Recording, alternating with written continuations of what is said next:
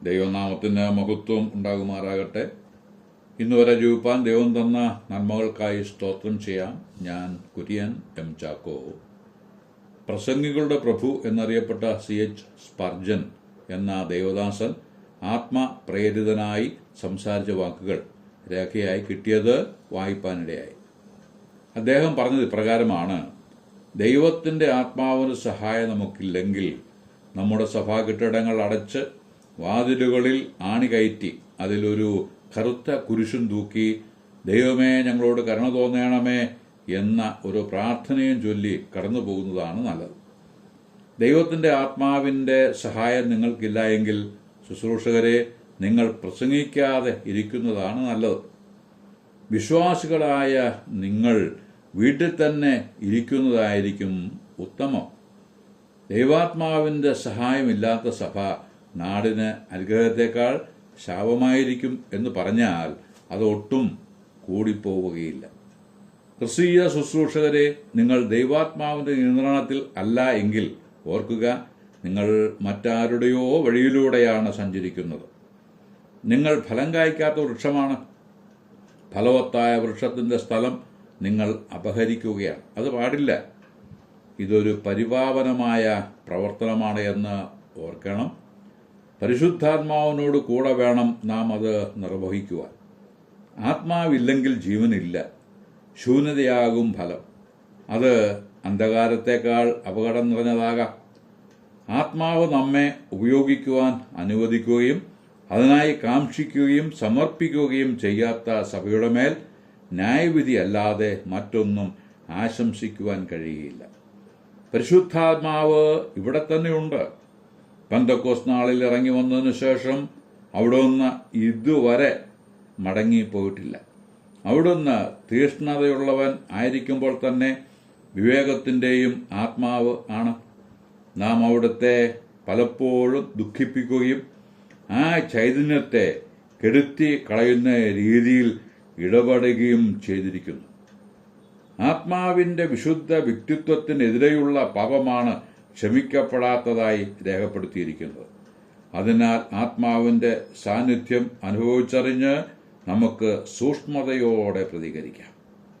വിനയത്തോടെ അവിടുത്തെ മുമ്പിൽ നടക്കാം. നമ്മിൽ വസിക്കുന്ന, തുറമാനമായി നമ്മിൽ ഇരിക്കുന്ന ആത്മാവിനെ ദുഃഖിപ്പിക്കുന്ന യാതൊന്നും നമ്മിൽ നിന്ന് ഉണ്ടാവുകയില്ല എന്ന് നമുക്ക് പ്രതിജ്ഞ എടുക്കാം.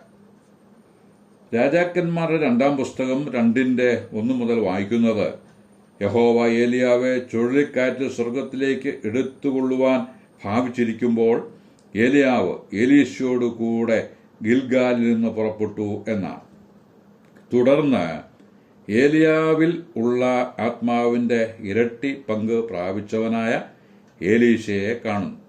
അത് എങ്ങനെയാണ് സാധിക്കുന്നത് എന്ന് വ്യക്തമാക്കിയിരിക്കുന്ന ഭാഗമാണ് 2 രാജാക്കന്മാരുടെ പുസ്തകം 2-ാം അധ്യായം. ഏലിയാവ് എടുക്കപ്പെടാൻ സമയമായപ്പോൾ നീ ഇവിടെ ഗിൽഗാലിൽ താമസിച്ചു കൊള്ളുക എന്ന് ഏലിയാവ് എലീശയോട് പറഞ്ഞു. ഗിൽഗാൽ എന്ന് പറഞ്ഞാൽ നിന്ന ഉരുട്ടിക്കളഞ്ഞ സ്ഥലം എന്ന അർത്ഥമുള്ളത് എന്ന് യോശുവയുടെ പുസ്തകം 5:9 വായിക്കുന്നുണ്ട്. നമ്മുടെ നിന്ന ഉരുട്ടിക്കളഞ്ഞ സ്ഥലമാണ് കാൽവറിയിലെ കുരിശ്. കുരിശുമൂട്ടിൽ തന്നെ ഇരുന്നു പോകരുത്. കുരിശിന്റെ സന്ദേശവുമായി യാത്ര ചെയ്തേ മതിയാവും. നിന്ന മാറിയവർ ബേഥേലിലേക്ക് പോകണം. ബേഥേലാണല്ലോ ദൈവത്തിൻ്റെ ആലയം അല്ലെങ്കിൽ ഭവനം. തിമോത്തിയോസിന് എഴുതിയ 1-ാം ലേഖനം 3:15 സത്യത്തിന്റെ തൂണും അടിസ്ഥാനവുമായി ജീവനുള്ള ദൈവത്തിന്റെ സഭയാകുന്ന ദൈവാലയം എന്ന് വായിക്കുന്നു. അവിടെ എത്തുന്നവർ സുരക്ഷിതരായി. എങ്കിലും എരിഹോവിൻ്റെ അനുഭവം ആരംഭിക്കുകയുമായി. എരിഹോ പട്ടണവും എരിഹോ മതിലും പെട്ടെന്ന് ആർക്കും മറക്കുവാൻ കഴിയാത്ത ഒന്നാണ്. ആ പട്ടണം ഏറ്റവും ശക്തിയായ മതിൽ കെട്ടി അടച്ചിരുന്നു. മതിലിന്മേൽ ചിലർ പാർത്തതായും പോക്കുവരവിനുള്ള വിസ്താരം ഉള്ളതുമായിരുന്നുവെന്നും വായിക്കുന്നുണ്ട്. അന്നുള്ള യന്ത്രോപകരണങ്ങൾ കൊണ്ട് ഇടിച്ചു നിരത്താൻ കഴിയാത്ത പടുകൂറ്റൻ മതിലായിരുന്നു അത്. ഇസ്രായേൽ ജനം കാഹളം ഊതിക്കൊണ്ട് മതിലിന് പുറം ചുറ്റുമ്പോൾ എരിഹോ നിവാസികൾ വാതിലുകൾ അടച്ച് ഉള്ളിൽ നിർഭയം വസിച്ചു. കാരണം നിവാസികൾ മതിലുകളിൽ ആശ്രയിച്ച് ആ നിലയിൽ ആ ഉറപ്പിൽ ധൈര്യപ്പെട്ടു. യോശുവയുടെ പുസ്തകം 6-ാം അധ്യായത്തിന്റെ 15 മുതൽ വായിക്കുന്നത്, 7-ാം ദിവസമോ അവർ അതികാലത്ത് അരുണോദയത്തിങ്കൽ എഴുന്നേറ്റ് പട്ടണത്തെ 7 പ്രാവശ്യം ചുറ്റി. അന്ന് മാത്രം അവർ പട്ടണത്തെ 7 പ്രാവശ്യം ചുറ്റി. 7-ാം പ്രാവശ്യം പുരോഹിതന്മാർ കാഹളം ഊതിയപ്പോൾ യോശുവ ജനത്തോട് പറഞ്ഞതെന്തെന്നാൽ, ആർപ്പിടുവിൻ, യഹോവ പട്ടണം നിങ്ങൾക്ക് തന്നിരിക്കുന്നു. ജനം ആർപ്പിടുകയും പുരോഹിതന്മാർ കാഹളം ഊതുകയും ചെയ്തു. ജനം ആർപ്പിട്ടപ്പോൾ മതിൽ വീണു, ജനം പട്ടണം പിടിച്ചു. എബ്രായ ലേഖനം 11:30 വിശ്വാസത്താൽ ഇസ്രായേൽ ജനം 7 ദിവസം ചുറ്റി നടന്നപ്പോൾ എരിഹോ മതിൽ വീണു എന്ന് രേഖപ്പെടുത്തിയിരിക്കുന്നു. ഈ കാര്യം വിശ്വാസത്തിന്റെ ശക്തിയെ കാണിക്കുന്നതിനായി യോശുവയുടെ പുസ്തകത്തിൽ നിന്ന് എടുത്ത് എബ്രായ ലേഖനകാരൻ ഉദ്ധരിച്ചിരിക്കുകയാണ്. ദൈവസഭയിൽ ഉള്ളവർക്കാണ് ഈ നിലയിലുള്ള എതിർപ്പുകൾ നേരിടേണ്ടി വരിക. വിശ്വാസികളുടെ വിശ്വാസത്തിന്റെ ശക്തി അവർക്ക് തന്നെ ബോധ്യം വരുമാറ് വിശ്വാസത്തിന്റെ നായകൻ അവരുടെ മുമ്പിൽ ഇരുമ്പ് മറകളെ ഉരുക്കിക്കളയുകയാണ്. എഫേസ്യലേഖനം 6:16 പറയും പ്രകാരം വിശ്വാസം എന്ന പരിച എടുത്തു നിൽക്കുന്ന ഒരു യോദ്ധാവും പരാജയപ്പെട്ടു പോകുവാൻ സമ്മതിക്കാതെ വിശ്വാസത്തിലെ നായകനും പൂർത്തി വരുത്തുന്നവനുമായ കർത്താവായ യേശു കൂടെ ഇരുന്ന് സഹായിച്ചുകൊള്ളും. എരിഹോ വീണുകഴിഞ്ഞാൽ അവിടെ നിന്ന് യോർദാനിലേക്ക് പോയേ തീരൂ. യോർദാൻ നദി ഏത് കാലത്തും വെള്ളം നിറയുന്ന നദിയാണ്. വർഷകാലത്ത് മഴ പെയ്ത്ത് കൊണ്ടുള്ള വെള്ളം കൊണ്ടും വേനൽക്കാലത്ത് നദിക്കെതിരെയുള്ള പർവ്വതങ്ങളിലുള്ള മഞ്ഞുകട്ടകൾ ഉരുകി ഒലിച്ചുണ്ടാകുന്ന വെള്ളം കൊണ്ടും യോർദാൻ നദി കവിഞ്ഞ് ഒഴുകും. ഏത് കാലത്തും പ്രതികൂലം തന്നെ. തിര അടങ്ങിയിട്ട് വള്ളമിറക്കാം എന്ന് വിചാരിക്കരുത്. ഒന്നിനു പിറകെ ഒന്നായി തിര വന്നുകൊണ്ടിരിക്കും. അതിന് മുകളിലൂടെ വള്ളമിറക്കി ശീലിക്കുക. പടകിൽ യേശു കർത്താവ് ഉണ്ടെങ്കിൽ വള്ളം മുങ്ങാതെ സൂക്ഷിച്ചുകൊള്ളും. യോർദാനിലെത്തിയപ്പോൾ ഏലിയാവ് പുതപ്പെടുത്ത് വെള്ളത്തെ അടിച്ചു. വെള്ളം ഇരുവശത്തേക്കുമായി വേർതിരിഞ്ഞു. ഉണങ്ങിയ നിലത്തിലൂടെ അവർ ഇരുവരും അക്കരെ കടന്നു. ഇസ്രായേൽ ജനം ചെങ്കടൽ കടന്നപ്പോഴും യോർദാൻ കടന്നപ്പോഴും ഈ നിലയിലുള്ള അത്ഭുതങ്ങൾ നടന്നിട്ടുണ്ട്. ജനം ഉണങ്ങിയ നിലത്തിലൂടെ അക്കരെ കടന്നു. അവയുടെ തനി ആവർത്തനമാണ് ഇവിടെയും കാണുന്നത്. യോർദാൻ കടന്ന് മുമ്പോട്ട് പോകുമ്പോൾ ഏലിയാവ് ചോദിച്ചു, എന്താണ് നിനക്ക് ആവശ്യം? പറയൂ.